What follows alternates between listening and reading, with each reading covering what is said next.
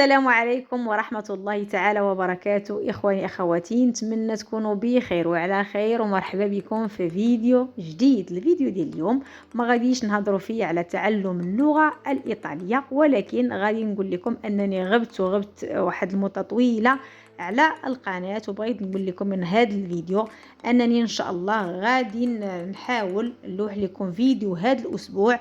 فانتم يعني من خلال التعاليق ديالكم، الا كانت عندكم شي استفسارات او لا مواضيع بخصوص تعلم اللغة الإيطالية، فما عليكم الا تخلوها ليا في التعاليق، تكتبوا لي الآراء ديالكم ثم ايضا الاقتراحات ديالكم، ومنها غادي نحاول ان نحط لكم فيديو في نهاية الأسبوع لتعلم اللغة الإيطالية. وانطلاقا من هذا الأسبوع إن شاء الله فغادي نحاول نرمي لكم فيديو كل أسبوع، هذا مني وعد لكم.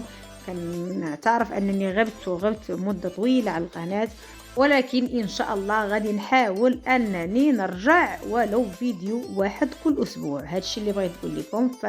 من خلال التعاليق ديالكم والاقتراحات ديالكم غتكون عندي واحد الفكرة على الفيديوهات اللي غادي نحط لكم مستقبلا. إلا ما كانوش شي استفسارات أو لا شي مواضيع يعني بخصوص تعلم اللغة الإيطالية، فغادي نحاول أنني نحط لكم الفيديو كالمعتاد. يعني هناك بعض الجمل المتداولة يوميا. هادشي اللي بغيت نقول لكم.